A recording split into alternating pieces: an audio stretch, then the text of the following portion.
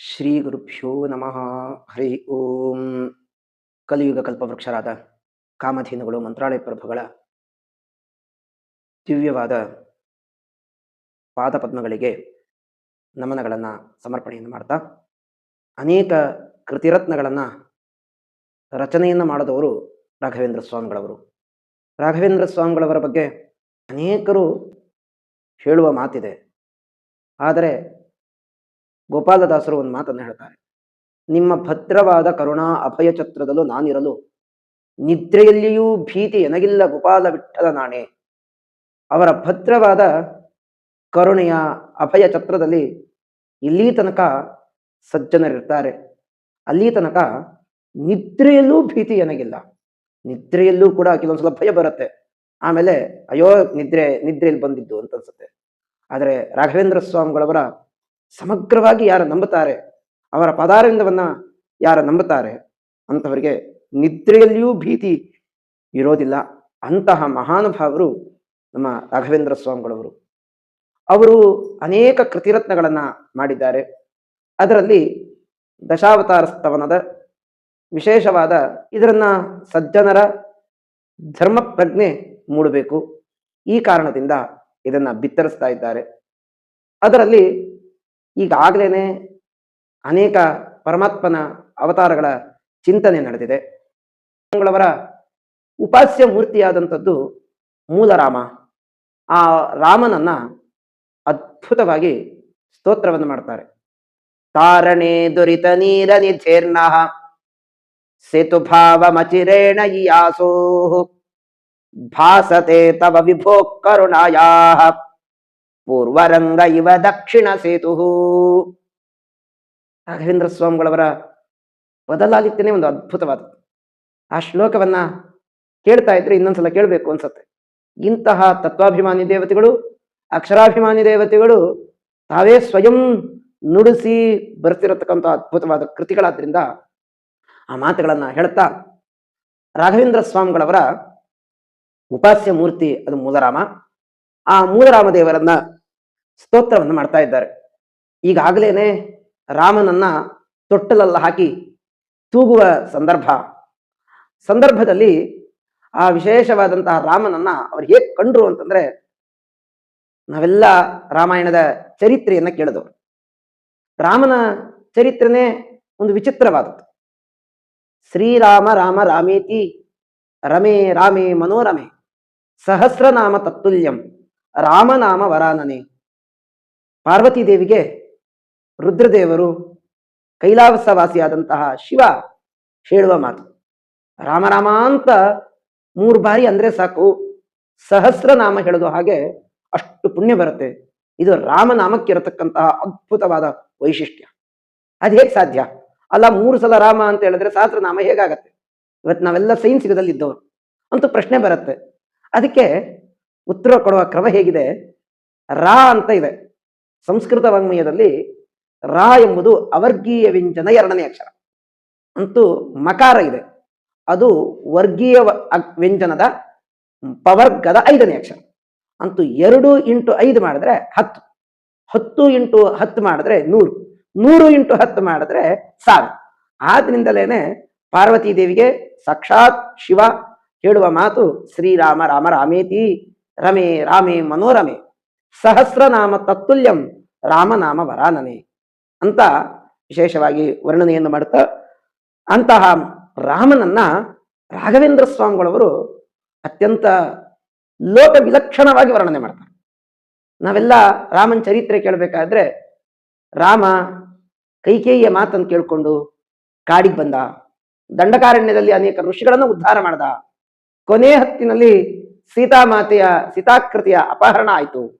ಆ ಸೀತಾಕೃತಿಯ ತನ್ನ ಹೆಂಡತಿಯಾದಂತಹ ಸೀತಾಮಾತೆಯನ್ನು ಹುಡುಕುವ ಸಲುವಾಗಿ ಲಂಕಾಪಟ್ಟಣದ ತನಕ ಧಾವಿಸ್ದ.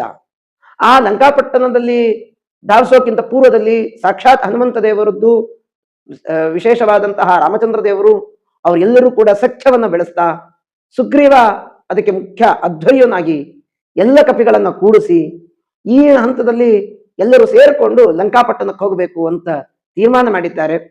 ತೀರ್ಮಾನ ಮಾಡಿದಾಗ ನಳ ಇವತ್ತು ದೊಡ್ಡ ದೇವಸ್ಥಾನಗಳೆಲ್ಲ ಹಿಂದಿನ ಕಾಲದಲ್ಲಿ ಭಾರತ ಭೂಮಿಯಲ್ಲಿ ನಿರ್ಮಾಣ ಮಾಡಿದ್ದಾರೆ. ದೊಡ್ಡ ದೊಡ್ಡ ಆರ್ಕಿಟೆಕ್ಟ್ಸ್. ಇವತ್ತಿನ ತರ ತುಂಬಾ ಫೆಸಿಲಿಟೀಸ್ ಇಲ್ಲದೆ ಇರೋ ಕಾಲ, ಆದ್ರೂ ಕೂಡ ಅವರ ಬಳಸುವ ವಿಜ್ಞಾನ ಇವತ್ತಿಗೂ ಒಂದು ನಿಗೂಢ ಆಗಿದೆ. ಒಂದು ಆಶ್ಚರ್ಯ ಅನ್ಸುತ್ತೆ, ಎಂತಹ ವಿಜ್ಞಾನವನ್ನು ಬಳಸಿದ್ದಾರೆ ಅಂತೂ. ಅವರ ಫೋಟೋಗ್ರಫಿ ಕ್ರಮ ಆಗಿರ್ಬೋದು, ಮತ್ತೊಂದಾಗಿರ್ಬೋದು, ಒಂಥರದ ವಿಜ್ಞಾನವನ್ನ ಬಳಸ್ತಾ ಅದನ್ನ ದೊಡ್ಡ ದೊಡ್ಡ ದೇವಸ್ಥಾನಗಳನ್ನ ನಿರ್ಮಾಣ ಮಾಡಿದ್ದಾರೆ. ಆ ಕಾಲದಲ್ಲಿ ಮೈಂದ ವಿವಿಧ ಅಂತ ಕಪಿಗಳಲ್ಲಿ ಒಬ್ಬ ದಂಡು. ಈ ಮೈಂದ ವಿವಿಧ ಅವರು ದೊಡ್ಡ ದೊಡ್ಡ ಆರ್ಕಿಟೆಕ್ಟ್ ಆಗಿದ್ದರು. ಎಂಥ ನಿರ್ಮಾಣ ಮಾಡ್ತಾ ಇದ್ರು ಅಂತಂದ್ರೆ ಅಸಾಧ್ಯವಾದದ್ದನ್ನ ನಿರ್ಮಾಣ ಮಾಡ್ತಾ ಇದ್ರು. ಈ ಕಾಲದಲ್ಲಿ ರಾಮಚಂದ್ರ ದೇವರು ಲಂಕಾಪಟ್ಟಣಕ್ಕೆ ಹೋಗಬೇಕಾಗಿತ್ತು. ಹೋಗುವ ಸಂದರ್ಭದಲ್ಲಿ 100 ಯೋಜನೆಯಷ್ಟು ವಿಸ್ತೃತವಾದದ್ದು ಆ ದಕ್ಷಿಣ ಸಮುದ್ರ. ಆ ದಕ್ಷಿಣ ಸಮುದ್ರ ದಾಟಬೇಕು.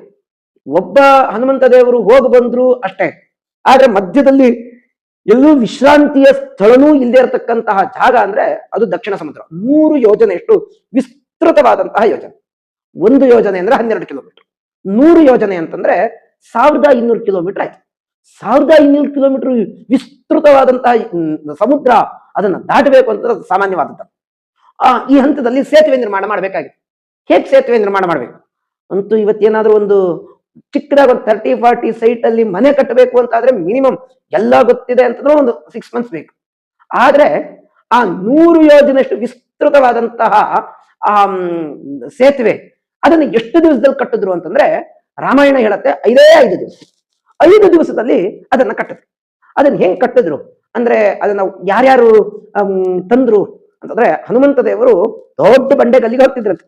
ತಲೆ ಮೇಲೆ 2 ಬಂಡೆಗಲ್ಲು, ಹೆಗಲ ಮೇಲೆ 2, ಬಲಭುಜದಲ್ಲಿ ಎಡಭುಜದಲ್ಲಿ, ಕಾಲಲ್ಲಿ ಒಂದಿಷ್ಟು, ತೊಡೆ ಅಷ್ಟಿಷ್ಟು, ಕೈಯಲ್ಲಿ ಒಂದು ಒಂದು ಒಂದು 5-6 ಬಂಡೆಗಲ್ಲು. ಆದ್ಮೇಲೆ ಕಾಲಿಂದ ಒದುಕೊಂಡು ಬರ್ತಿದ್ರು. ಇದು ಹನುಮಂತ ದೇವರ ಏನೋ ಹಿಂಗ್ ಮಾಡ್ತಿದ್ರು. ಒಬ್ರು ತಂದ್ರೆ ಸಾಕಾಗಲ್ಲ, ಬೇರೆಯವರೆಲ್ಲ ತರ್ತಿದ್ರಂತೆ. ಕೆಲವರೆಲ್ಲ ಅಳಿಲ್ ಸೇವೆ ಅಂತ ನಾವೆಲ್ಲ ರಾಯರ ಆರಾಧನೆ ಸಮಯದಲ್ಲಿ ಅವ್ರು ಚಿಕ್ಕದಾಗ ಅಳಿಲ್ ಸೇವೆ ಮಾಡೋದು ಅಂತ. ಅಳಿಲ್ ಏನ್ ಮಾಡ್ತಿತ್ತು ಅಂತಂದ್ರೆ ಸಮುದ್ರ ಇತ್ತು, ಆ ಸಮುದ್ರದಲ್ಲಿ ಮುಳುಗ್ತಿತ್ತು. ಮುಳುಗಿ ಅಲ್ಲೇ ಪಕ್ಕದಲ್ಲಿರ್ತಕ್ಕಂಥ ಮರಳು, ಆ ಮರಳಲ್ಲಿ ತನ್ನ ದೇಹವನ್ನೆಲ್ಲ ಕೊಡುತ್ತಿತ್ತು. ಕೊಡ್ಕೊಂಡಿದ ತಕ್ಷಣ ನೀರಿಗೆ ಆ ಮರಳು ಅಂಟ್ಕೊಡ್ತಿತ್ತು. ಅಂಟಿದ ತಕ್ಷಣ ಆ ಕಲ್ಲು ಮಧ್ಯಗಳಲ್ಲಿ ಹೋಗಿ ಅದು ತನ್ನ ಏನು ಮೈಯಲ್ಲಿ ಏನು ಆ ಮರಳಿದೆ ಆ ಮರಳನ್ನು ಹಾಕಿತ್ತು. ರಾಮನ್ ನೋಡ್ದಂತ ಅವಾಗ ಕೆಲವರೆಲ್ಲ ಬೈದ್ರಂತೆ, ಕಪಿಗಳೆಲ್ಲ ಏನಂತಂದ್ರೆ ಕಾಲಕ್ಕೆ ಬರ್ತಾ ಇದೀವಿ, ನಾವು ಕೆಲಸ ಮಾಡ್ತಾ ಇದೀವಿ, ಹೊರಗೋಗು ಅಂತಂದ್ರು. ಆದ್ರೆ ರಾಮ ಎಂಥ ಅದ್ಭುತವಾದಂಥದ್ದು ದ್ಯುರ್ನ ಭಾಷತೆ. ಅವನು 2ನೇ ಸಲ ಮಾತಾಡದೇ ಇರತಕ್ಕಂಥವ್ರು, ಯಾರಿಗೂ ಕೆಟ್ಟದನ್ನ ಬೈದೇ ಇರತಕ್ಕಂತಹ ವ್ಯಕ್ತಿತ್ವ ಅಂತಂದ್ರೆ ರಾಮಂದು. ಅಂತಹ ರಾಮ ಹೇಳದಂತೆ, ನಿನ್ನ ಸೇವೆಯನ್ನ ನಾನು ಗಮನಿಸಿದ್ದೀನಿ, ನಿನ್ನ ಸೇವೆಯನ್ನು ನಾನು ಸ್ವೀಕಾರ ಮಾಡ್ತೀನಿ. ನೀನು ಮರಳು ಹಾಕ್ತಿದೆಯಲ್ಲ, ಆ ಮರಳಿನಿಂದ ಆ 2 ಕಲ್ಲುಗಳನ್ನ ಗಟ್ಟಿ ಮಾಡ್ತೀನಿ ಅಂತ ಈ ರೀತಿಯಾಗಿ ರಾಮ ಆ ಅಳಿಲ ಸೇವೆಯನ್ನೂ ಸ್ವೀಕಾರ ಮಾಡಿದ್ರು. ಆದ್ರೆ 5 ದಿವಸದಲ್ಲಿ ಆ ಸೇತುವೆ ನಿರ್ಮಾಣ ಆಯ್ತು. ಸೇತುವೆ ನಿರ್ಮಾಣ ಮಾಡಿದ್ದೆ ಒಂದು ವಿಚಿತ್ರವಾದದ್ದು. ಒಂದೊಂದು ದಿವಸ ಎಷ್ಟೆಷ್ಟು ಯೋಜನೆ ಮಾಡಿದ್ರು ಅಂತಂದ್ರೆ, ಮೊದಲೇ ದಿವಸ 14 ಯೋಜನೆಯಷ್ಟು ಸೇತುವೆಯನ್ನು ನಿರ್ಮಾಣ ಮಾಡಿದ್ರು. 14 ಯೋಜನೆ. 2ನೇ ದಿವಸ 20 ಯೋಜನೆ. ಮುಂದಿಂದ ಇವತ್ತು ರಾಮೇಶ್ವರದ ಹತ್ರ ಹೋದ್ರೆ ಎಲ್ಲೋ 4 ಕಲ್ ಕಣ್ಣಂಗ್ ಕಾಣಿಸತ್ತೆ, ಏನಿದೆ ಅಂತ ಗೊತ್ತಾಗಲ್ಲ. ಆದ್ರೆ ಮೊದಲೇ ದಿವಸ 14, 2ನೇ ದಿವಸ 20, 3ನೇ ದಿವಸ 21, 4ನೇ ದಿವಸ 22, 5ನೇ ದಿವಸ 23. ಒಟ್ಟು ನೀವು ಎಣಿಸಿದ್ರೆ 100 ಯೋಜನೆ ಆಗುತ್ತೆ. 14, 20, 21, 22, 23. ಒಟ್ಟು ಈ ರೀತಿಯಾಗಿ ಅವರು 100 ಯೋಜನೆಯನ್ನು ವಿಸ್ತಾರ ಮಾಡಿ ಆವಾಗ ಎಲ್ಲ ಕಪಿಗಳಿಗೂ ಒಂದು ಆಶ್ಚರ್ಯ ಆಯ್ತಂತೆ. ಅಂತೂ ನಾವು ಸೇತುವೆ ನಿರ್ಮಾಣ ಮಾಡಿದ್ವಿ, ಇದನ್ನ ದೊಡ್ಡ ಪಬ್ಲಿಸಿಟಿ ಆಯ್ತಂತೆ. ಅಂತೂ ಹಿಂದೆಲ್ಲ ಒಂದು ನ್ಯೂಸ್ಗಳು ಅಂತ ಇರ್ತಿತ್ತು, ಇವತ್ತು ಏನಾದ್ರೂ ಒಂದು ನ್ಯೂಸ್ ಚಾನಲ್ಸ್ಗಳ ಅಂತ ಬರುತ್ತೆ. ಆದ್ರೆ ಅದು ಲಂಕಾಪಟ್ಟಣ ತನಕ ಹೋಯ್ತಂತೆ. ಲಂಕಾಪಟ್ಟಣಕ್ಕೆ ಹೋಗಿ ಲಂಕಾಪಟ್ಟಣದಲ್ಲಿ ಕೇಳಿದ್ರಂತೆ, ರಾಮ ಕಲ್ಲು ಸಮುದ್ರದಲ್ಲಿ ಹಾಕಿದ್ರೆ ತೇಲತ್ತಂತೆ ಅಂತ. ಎಂಥ ದೊಡ್ಡ ನ್ಯೂಸ್ ಅಂತಂದ್ರೆ, ಅಂತೂ ನೀರಿನಲ್ಲಿ ಕಲ್ಲು ಹಾಕಿದ್ರೆ ಮುಳುಗಬೇಕು, ಆದ್ರೆ ನೀರಲ್ಲಿ ಕಲ್ಲು ಹಾಕಿದ್ರೆ ತೇಲ್ತಾ ಇದೆ. ಈ ರೀತಿಯಾಗಿ ಒಂದು ನಿರ್ಮಾಣ ಮಾಡ್ತಾ ಇದ್ದಾನೆ. ರಾವಣ ಹೇಳದಂತೆ, ನಂದೇನ್ ದೊಡ್ಡದಲ್ಲ, ಅವನದೇನ್ ದೊಡ್ಡದಲ್ಲ, ನಾನ್ ಕಲ್ಲು ಹಾಕಿದ್ರು ತೇಲತ್ತೆ ಅಂತ. ಆಶ್ಚರ್ಯ ಆಯ್ತಂತೆ ಎಲ್ಲ ಕಪಿಗಳಿಗೆ, ಎಲ್ಲ ರಾಕ್ಷಸರಿಗೆ. ಅಲ್ಲ, ನಮ್ ರಾವಣಂದು ಕಲ್ ತೇಲತ್ತೆ ಅಂದ್ರೆ ಆಶ್ಚರ್ಯ ಅಂತ ಅವನ ಕಡೆನು ಒಂದಿಷ್ಟು ಜನ ಕರ್ಕೊಂಡ್ ಬಂದಂತೆ. ಅಂತೂ ಹಾಕದಂತೆ ಒಂದ್ ಕಲ್ ತಾನೇ ರಾವಣ ಕಲ್ಲು ಹಾಕದಂತೆ. ಕಲ್ಲು ಹಾಕಿದ ಕೂಡಲೇ ಅದು ತೇಲ್ತಂತೆ. ಆಶ್ಚರ್ಯ ಆಯ್ತಂತೆ. ಒಂದಿಷ್ಟು ಎಲ್ಲ ರಾಕ್ಷಸರೆಲ್ಲ ತಾವನ್ ಕಲ್ಲುಗಳ ಹಾಕದ್ರಂತೆ. ಅಂತ ಅದು ತೇಲಿಕ್ ಶುರು ಆಯ್ತಂತೆ. ಅವಾಗೆಲ್ಲ ರಾಮನಿಗೆ ಮಾತ್ರ ಜೈಕಾರ ಇಲ್ಲ, ರಾವಣಿಗೂ ಜೈಕಾರ ಅಂತ ರಾವಣಿಗೆ ಜೈಕಾರ ಹಾಕದ. ಆದ್ರೆ ಒಬ್ರಿಗೆ ಮಾತ್ರ ಗೊತ್ತಿರ್ತದೆ. ಅಂತೂ ಗಂಡನ ಶಕ್ತಿ ಏನಿದೆ ಅಂತ ಗೊತ್ತಿರೋದು ಹೆಂಡತಿಗೆ ಮಾತ್ರ. ಹೆಂಡತಿ ಕೇಳಿದಂತೆ, ಅಲ್ಲ, ನಿಮ್ಗೆ ಸಾಮರ್ಥ್ಯ ಇದೆ ಅಂತ ನನಗನ್ಸಲ್ಲ, ನೀವೇನು ಮಾಡಿದ್ರಿ ಹೇಳ್ರಿ ಅಂತ. ಏನಿಲ್ಲ, ನನ್ನ ಸಾಮರ್ಥ್ಯ ನಿನಗೆ ಸಂಪೂರ್ಣ ಗೊತ್ತಿದೆ ಮಂಡೋದರಿ, ಆದ್ರೆ ನಾನು ಕಲ್ಲು ಹಾಕಬೇಕಾದ್ರೆ ಒಂದನ್ನು ಮಾಡಿದೆ. ಏನಿಲ್ಲ, ಕಲ್ ತೇರದೆ ಇದ್ರೆ ರಾಮನ ಮೇಲೆ ಆಣೆ ಅಂತ ಹಾಕ ಅಂತ. ರಾಮನ ಮೇಲೆ ಆಣೆ ಅಂತ ಹಾಕಿದ್ದಕ್ಕೆ ಅದು ಕಲ್ ತೇರ್ತು. ರಾಮ ಅಂದ್ರೆ ಇಂಥವನು ಅಂತ ಅವನ ಮುಂದೆ ತನ್ನ ಒಳಗೆ ಏನ್ ಅನ್ಕೊಂಡಿದ್ದ ಅದನ್ನೆಲ್ಲ ಹೇಳಿದ. ಇದನ್ನೆಲ್ಲವನ್ನು ಸಂಗ್ರಹ ಮಾಡ್ತಾರೆ ರಾಘವೇಂದ್ರ ಸ್ವಾಮಿಗಳು. ತಾರಣೆ ದುರತಿ ನೀರ ನಿಧೇರ್ಣ ಸೇತು ಭಾವ ಮಚಿರೇಣ ಯಾಸೋ ಭಾಸತೆ ತವ ವಿಭೋ ಕರುಣಾಯಾ ಪೂರ್ವರಂಗ ಇವ ದಕ್ಷಿಣ ಸೇತು. ಆದ್ರೆ ಮನುಷ್ಯರು ಎಷ್ಟು ಪಾಪಗಳನ್ನ ಮಾಡ್ತಾರೆ ಲೆಕ್ಕಕ್ಕೇ ಇಲ್ಲ. ಅಂತೂ ಬೆಳಗ್ಗೆ ಎದ್ದಾಗಿಂದ ರಾತ್ರಿ ಮಲ್ಕೊಳ್ಳೋ ತನಕ ಪಾಪಗಳನ್ನೇ ಎಣಿಸ್ಲಿಕ್ಕಾಗಲ್ಲ, ಅಷ್ಟು ಪಾಪಗಳನ್ನ ಮಾಡ್ತೀವಿ. ಆದ್ರೆ ಈ ಪಾಪ ಪರಿಹಾರಕ್ಕಾಗೋ ಏನೋ ಆ ದಕ್ಷಿಣ ಸಮುದ್ರದ ಸೇತುವೆ ನಿರ್ಮಾಣ ಮಾಡಿದಿ ರಾಮ. ನೀನು ಸ್ವಲ್ಪೇ ದಿವಸದಲ್ಲಿ ಆ ದಕ್ಷಿಣ ಸೇತುವೆ ನಿರ್ಮಾಣ ಮಾಡಿದ್ಯಲ್ಲ, ಅದೇನ್ ದೊಡ್ಡ ಆಶ್ಚರ್ಯ ಅನಿಸ್ತಾ ಇಲ್ಲ. ಮನುಷ್ಯರು ಮಾಡುವ ಎಲ್ಲ ಪಾಪಗಳನ್ನು ನಿನ್ನ ಆ ಕಾರುಣ್ಯದಿಂದ ಅದನ್ನ ನಾಶ ಮಾಡಿಸ್ತೀಯಲ್ಲ, ಇದು ತುಂಬಾ ದೊಡ್ಡದು ಅಂತ ರಾಘವೇಂದ್ರ ಸ್ವಾಮಿಗಳವರು ವರ್ಣನೆ ಮಾಡ್ತಾ, ತಾರಣೇ ದುರಿತ ನೀರನಿಧ್ಯರ್ನ ಸೇತು ಭಾವ ಮಚಿರೇಣ ಯಾಸೋಹೋ ಭಾಸತೆ ತವ ವಿಭೋ ಕರುಣಾಯಾ ಪೂರ್ವರಂಗ ಇವ ದಕ್ಷಿಣ ಸೇತು. ರಾಘವೇಂದ್ರ ಸ್ವಾಮಿಗಳವರು ಕೇಳ್ತಾರೆ ಏನು ಅಂತಂದ್ರೆ, ಮೂಲರಾಮ ಅಂತೂ ನೀನು ವಿಚಿತ್ರವಾದಂತಹ ದಕ್ಷಿಣ ಸೇತುವೆಯನ್ನ ನಿರ್ಮಾಣ ಮಾಡಿಸಿ ಅತ್ಯಂತ ಆಶ್ಚರ್ಯಕರವಾಗಿ ಅದನ್ನ ರಚನೆಯನ್ನೂ ಮಾಡಿಸ್ತಿ. ಅಷ್ಟೇ ಅಲ್ಲ, ಎಲ್ಲ ಪಾಪಗಳು ಆ ವಿಶೇಷವಾದಂತಹ ಒಂದು ಮಾತಿದೆ, ಧರ್ಮಶಾಸ್ತ್ರದ ಮಾತು.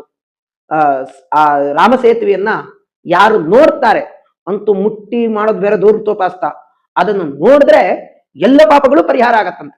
ಇಂತಹ ಅದ್ಭುತವಾದಂತಹ ರಾಮಸೇತು, ಅಂತಹ ರಾಮ ಸೇತುವೆಯನ್ನ ನಿರ್ಮಾಣ ಮಾಡಿಸ್ದಿ. ನನಗನ್ಸತ್ತೆ, ಭಾಸತೆ, ನನಗೆ ಅವಭಾಸ ಆಗತ್ತೆ ಏನು ಅಂತಂದ್ರೆ, ತವ ವಿಭೋ ಕರುಣಾಯ ಪೂರ್ವರಂಗ ಇವ ದಕ್ಷಿಣ ಸೇತು. ನೀನು ಆ ದಕ್ಷಿಣ ಸಮುದ್ರವನ್ನ ನೀನು ರಚನೆ ಮಾಡಿದ್ ಹೇಗಿದೆ ಅಂತಂದ್ರೆ, ಎಲ್ಲ ನಿನ್ನ ಕಾರುಣ್ಯ. ಅಂತೂ ಲಂಕಾಪಟ್ಟಣಕ್ಕೆ ಹೋಗಬೇಕಾದ್ರೆ ಆ ಸೇತುವೆ ಬೇಕಾಯ್ತು. ಇವತ್ತು ನಾವೆಲ್ಲ ಮುಕ್ತರಾಗಿ ನಮ್ಮ ನಮ್ಮ ಸುಖವನ್ನ ರಚನೆ ಆಗಬೇಕು ಅಂತ ಆದ್ರೆ ನಿನ್ನ ರಾಮ ಕರುಣೆ ಅದಿದ್ರೆ ಮಾತ್ರ ಸಾಧ್ಯ. ಇವತ್ತು ರಾಮರಾಜ್ಯ ಆಗಬೇಕು ಅಂತ ಅನೇಕರು ಕನ್ಸನ್ ಕಟ್ಟೋರು, ಅಂತೂ ದೊಡ್ಡ ದೊಡ್ಡ ಸ್ವಾಮಿಗಳವರು, ದೊಡ್ಡ ದೊಡ್ಡವರು, ಅಂತೂ ಎಂಥೆಂಥವರು ರಾಮರಾಜ್ಯ ಆಗಬೇಕು ಅಂತ ಕನ್ಸನ್ ಕಟ್ಟದವರು.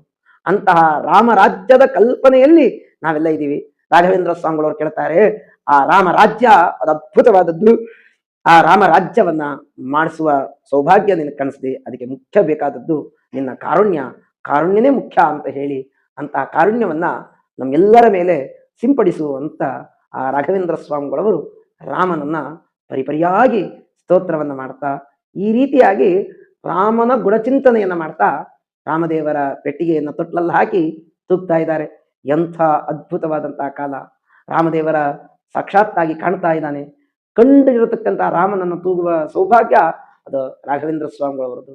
ಇಂತಹ ರಾಮನ ಚಿಂತನೆಯನ್ನ ನಡೆಸ್ತಾ, ರಾಮನ ಗುಣಚಿಂತನೆಯನ್ನ ಮಾಡಿ, ರಾಮನ ಆ ಕಾರುಣ್ಯಕ್ಕೆ ಎಲ್ಲರೂ ಪಾತ್ರರಾಗೋಣ ಅಂತ ಹೇಳುತ್ತಾ, ರಾಮನ ಅದ್ಭುತವಾದ ಕ್ರಮ. ರಾಮ ರಾಮ ಅಂದ್ರೆ ಸಾಕು, ಎಲ್ಲ ಪಾಪಗಳು ಪರಿಹಾರ ಆಗತ್ತೆ. ರಾ ಅಂತಂದ್ರೆ ಬಾಯಿ ತೆಗಿಬೇಕು, ಮ ಅಂದಿದ ತಕ್ಷಣ ಬಾಯಿ ಮುಚ್ಚಬೇಕು, ಅಂತೂ ಒಳಗಿರೋ ಎಲ್ಲ ಪಾಪಗಳು ಹೊರಗೆ ಹೋಗತ್ತೆ. ಮ ಅಂದಿದ ತಕ್ಷಣ ಬೀಗ ಹಾಕತ್ತೆ. ಅಂತಹ ಅದ್ಭುತವಾದ ವ್ಯಕ್ತಿತ್ವ ಅದು ರಾಮನದ್ದು. ಅಂತಹ ರಾಮ ಎಲ್ಲರನ್ನು ಅನುಗ್ರಹವನ್ನು ಮಾಡಲಿ ಅಂತ ಕೇಳ್ತಾ, ರೀತಿಯಾಗಿ ಎಲ್ಲ ಭಗವಂತನ ರೂಪಗಳನ್ನ ನೋಡ್ತಾ ರಾಮ ಕೃಷ್ಣರನ್ನ ಚಿಂತನೆಯನ್ನ ಮಾಡ್ತಾ ರಾಘವೇಂದ್ರ ಸ್ವಾಮಿಗಳವರು ತಮ್ಮ ಕೈಂಕರ್ಯಗಳನ್ನ ಮಾಡ್ತಾ ಇದ್ದಾರೆ ಅಂತ ಹೇಳ್ತಾ, ಶ್ರೀ ಕೃಷ್ಣ ಅರ್ಪಣಮಸ್ತು.